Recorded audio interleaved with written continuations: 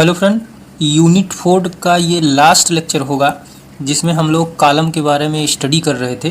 तो आज हम लोग फर्दर उसको आगे बढ़ाते हैं। इस वीडियो में टाइप ऑफ कॉलम के बारे में हमें पढ़ना है। ठीक है, तो स्ट्रेंथ ऑफ मटेरियल में कॉलम दो प्रकार के होते हैं। पहला होता है शॉर्ट कॉलम, दूसरा होता है अपने पास लॉन्ग कॉलम। शॉर्ट कॉलम कब कहोगे? जब भी किसी कॉलम की इफेक्टिव लेंथ बटे LLD मतलब लीस्ट लेटरल डायमेंशन। LLD का मतलब लीस्ट लेटरल डायमेंशन। जैसे कोई एक ये कॉलम है अपने पास, ये B है और ये D है। ठीक है, इतनी बात समझ में आ गई। इस कॉलम में अगर B should be less than D है तो इसके लिए B क्या है? LLD है। इन दोनों में से जिसकी वैल्यू कम होगी उसी को बोला जाता है LLD। अगर कोई सर्कुलर कॉलम है तो इसके लिए डायमीटर ही LLD के बराबर हो जाएगा। ठीक है, तो इस तरह से अगर इसका रेशियो 12 से अधिक है तो वो चला जाएगा शॉर्ट कॉलम में। अगर यहीं L इफेक्टिव बटे LLD का जो रेशियो है अगर ये 12 से कम है तो कहाँ पे चला जाएगा? अगर ये 12 से क्या है, शॉर्ट कॉलम है तो 12 से हमेशा कम होना चाहिए। ध्यान रखना इस बात को, उल्टा मैंने लिख दिया है। 12 से कम है तो शॉर्ट कॉलम है, अगर 12 से ज़्यादा है अपने पास तो लॉन्ग कॉलम की कैटेगरी में चला जाएगा। ठीक है, इतनी बात समझ में आ गई। अब एक नोट पॉइंट में आपको क्या ध्यान में रखना है? नोट पॉइंट में ये ध्यान में रखना है कि जब भी लॉन्ग कॉलम होगा तो ये जो फेल करता है ये बकलिंग में फेल करता है, ठीक है, लॉन्ग कॉलम। और इसके लिए कौन सी थ्योरी यूज करते हैं? And theory is used Euler theory. कौन सी थ्योरी? आयलर थ्योरी का यूज किया जाता है। कब? लॉन्ग कॉलम में। लॉन्ग कॉलम बकल कर जाता है। बकल का मतलब जैसे पेन है, इसमें कोई लोड लगा रहे हैं तो ये ऐसे टेढ़ा हो जाएगा। लेकिन वहीं पे अगर शॉर्ट कॉलम की बात की जाए तो शॉर्ट कॉलम क्रश कर जाता है, यानी कि शॉर्ट कॉलम फेल इन कंप्रेशन में फेल कर जाता है। और वहीं पे इसमें जो थ्योरी यूज हो जाती है, and theory are used to Rankine theory.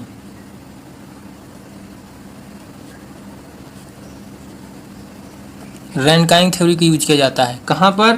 Short column में। तो दोनों थ्योरी के कॉन्सेप्ट समझ में आ गए। अब एक यहाँ पे चीज़ आई है L इफेक्टिव। तो कॉलम में L इफेक्टिव कैसे निकालते हैं?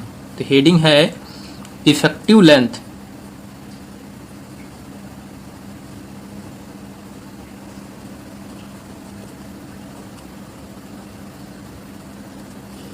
इफेक्टिव लेंथ ऑफ कॉलम कैसे निकालेंगे? 4 कंडीशन है। पहली कंडीशन ये है कि आपके पास बोथ एंड आर हिंज हो जाएं। दोनों सिरे हिंज अगर हो जाएंगे कॉलम के तो L इफेक्टिव कैसे निकालेंगे? वो कैपिटल L के बराबर ही रहेगी। मतलब जो भी कॉलम की लेंथ रहेगी एक्चुअल लेंथ हुआ L इफेक्टिव ही माना जाएगा। कब? कंडीशन ये है। दूसरी कंडीशन, एक इंड अगर फ्री रहे और दूसरा फिक्स रहे, अदर को फिक्स कर दिया जाए, जैसे कॉलम कुछ इस तरह से बन जाए अगर, ठीक है, तो हम क्या करते हैं इसमें L इफेक्टिव बराबर 2L ले लेते हैं। समझ में आई बात? तीसरा, अगर एक इंड को फिक्स कर दो, दूसरे इंड को हिंज कर दो, तो L इफेक्टिव कितना लोगे? L/√2 लेंगे। ठीक है, 4 ही कंडीशन है, याद कर लेना। चौथी कंडीशन ये है कि बोथ इंड आर फिक्स, दोनों सिरा फिक्स कर दो तो L इफेक्टिव बराबर L/2 लिया जाता है। 4 कंडीशन मैंने बताया, चारों को याद कर लेना, इसमें काम हो जाएगा आपका। अब चलो, 2 थ्योरी मैंने बताया, एक बकलिंग थ्योरी बताया, एक रैनकाइन थ्योरी बताया। तो एक एक करके स्टडी करते हैं। पहले आयलर फार्मूला, पहली थ्योरी मैंने बताया था कि आयलर फार्मूला का यूज कब करेंगे, जब अपने पास कोई लॉन्ग कॉलम हो या क्वेश्चन में कह दे कि इस फार्मूले का यूज करके लोड का कैलकुलेशन करो। तो आयलर फार्मूला के लिए स्ट्रेंथ ऑफ कॉलम कैसे निकालते हैं, P is equal to pi square E I minimum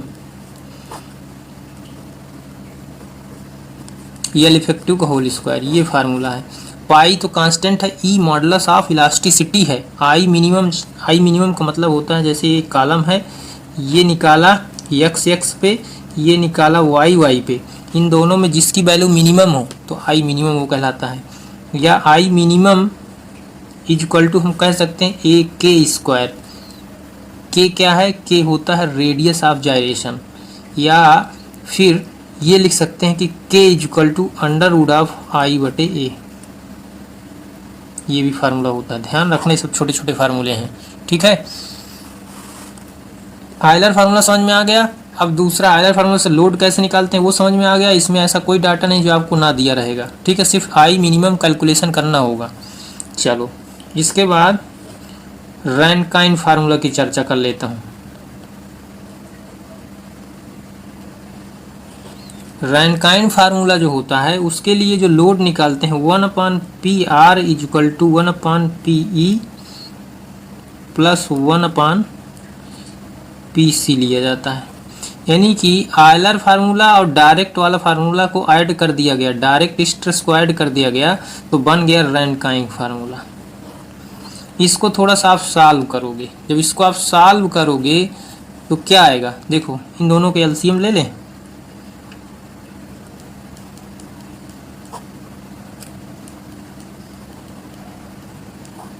LCM लिए तो ये आया 1/r इज इक्वल टू इतना। अब 1/r को उल्टा कर देते हैं तो r Pr is equal to, तो इसको भी उल्टा कर दो,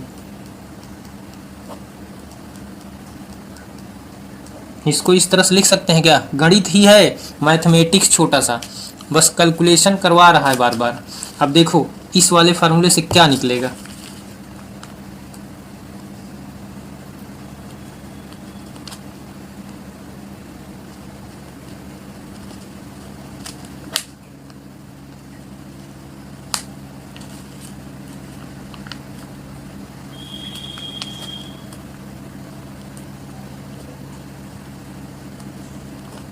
हम इसको इस तरह से लिख दिया, ठीक है, कॉमन लेकर के, तो इसको इस तरह से लिख दिया। इसको बराबर हम लिख सकते हैं PC डिवाइड बाई, अब PE की वैल्यू याद है ना, PE बराबर क्या पीछे अभी पढ़ा आपने Euler formula, P square E I minimum divide by L effective का होल स्क्वायर, यही तो पढ़ा पीछे।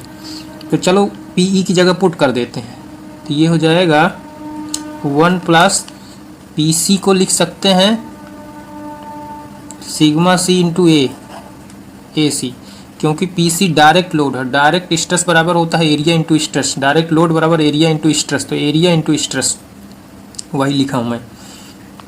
PE की वैल्यू चलो लिखते हैं, ये है आयलर फार्मूला से, तो यहाँ से हो जाएगा सिग्मा C इंटू ए PC, और PE हो जाएगा पाई स्क्वायर ई आई मिनिमम बटे एल इफेक्टिव का होल स्क्वायर। ये देखो अब थोड़ा सा और आगे सॉल्व करते हैं, तो PC divide by 1 plus sigma C upon pi square E, इसको अलग कर लो, बाकी जो बचा है उसको अलग कर लो, यही तो बचा अपने पास। तो ये जो अलग किए हैं इसको बोला जाता है रैनकाइन कांस्टेंट, इसको क्या बोला जाता है, न्यूमेरिकल जब सॉल्व करोगे तो कभी कभी इसकी डायरेक्ट वैल्यू दे देता है रैनकाइन कांस्टेंट। जब इसकी वैल्यू दे देगा तो कितना छोटा सा फार्मूला बचेगा, किसका है ये फार्मूला, PR का, मतलब PR बोले तो रैनकाइन फार्मूला, ठीक है। तो ये छोटा सा इतना ही रखना होता है। अब एक बात बताऊं मैं, और अगर आई मिनिमम की जगह AK लिख दें, अभी मैंने पीछे बताया ना आपको एक फार्मूला कि आई मिनिमम को AK स्क्वायर लिख सकते हैं, तो A से A कट जाएगा तो छोटा और छोटा सा फार्मूला हो जाएगा, तो आप और सिंप्लीफाई इसको कर सकते हो, लेकिन इतना याद रखना इससे छोटा नहीं आएगा आपके एग्जाम में, ठीक है। तो एक क्वेश्चन कर लेते हैं और चीज़ें समझ में आ जाएंगी। ओके देख लो भाई, 2021-22 का ये क्वेश्चन है AKTU का।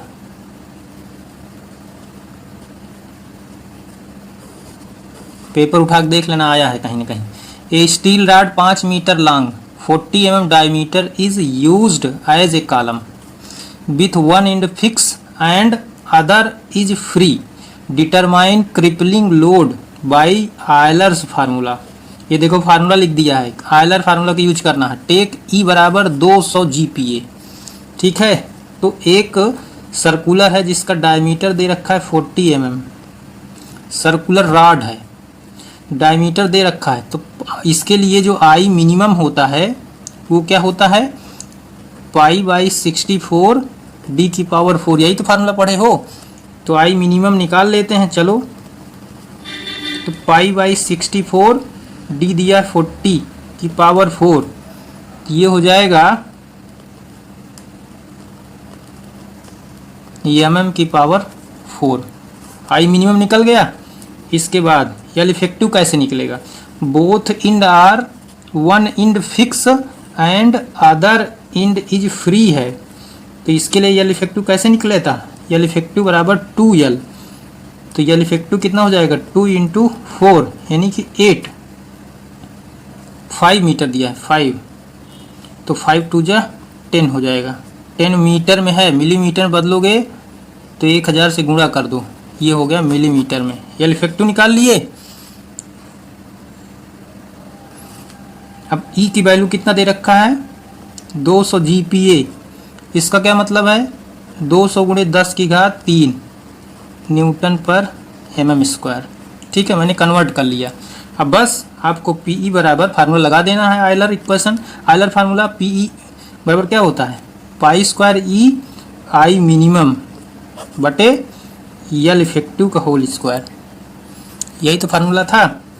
चलो, π² ई की वैल्यू इतना 200 × 10⁻³ आई की वैल्यू आपने निकाल लिया है, ये 1256 63.7। यल इफेक्टिव की वैल्यू 10,000। तो इसको आप सॉल्व करोगे फर्दर तो क्या आएगा, 2480.50 न्यूटन में आ जाएगा। ठीक है, तो किलो न्यूटन बदलना है तो क्या करो, 2.48 किलो न्यूटन में हो जाएगा। तो उम्मीद करता हूँ ये क्वेश्चन आपके पूरा समझ में आ गया होगा, क्वेश्चन क्या कह रहा था क्या नहीं कह रहा था। ठीक है, इसी तरह के छोटे छोटे क्वेश्चन आएंगे आपके एग्जाम में। मैंने 80% प्लस सिलेबस आपको कवर कर दिया है, 80 का 90% हो गया।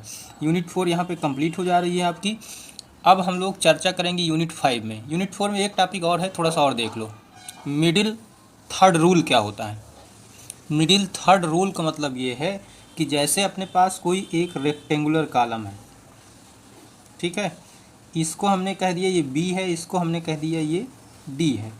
इस सेक्शन में जब भी लोड आता है, ये y सेक्शन है, ये x सेक्शन है। इतनी बात समझ में आई।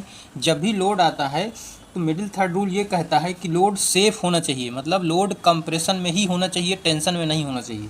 तो उसके लिए कंडीशन ये है कि जो टेंसाइल स्ट्रेस है, सिग्मा D से रिप्रेजेंट करते हैं टेंसाइल कंप्रेसिव स्ट्रेस को, यानी कंप्रेसिव स्ट्रेस का मतलब डायरेक्ट स्ट्रेस। ठीक है, ये हमेशा बड़ा होना चाहिए, किससे, बड़ा हो या बराबर हो बेंडिंग वाले से। भाई बेंडिंग वाले से ही इसेंट्रिसिटी जनरेट होता है।